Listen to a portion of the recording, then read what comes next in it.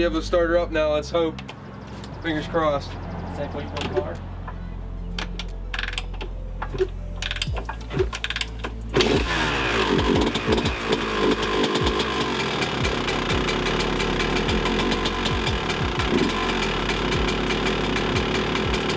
Not going to race, but it started.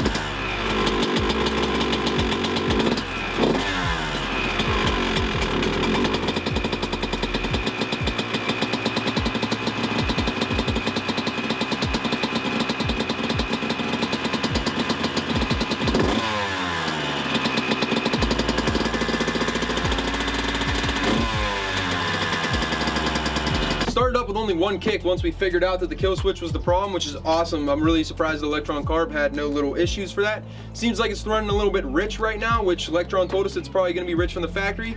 So we're going to go ahead and keep doing a couple more little heat cycles through this and then catch you back at the track whenever this bike's ready to rip.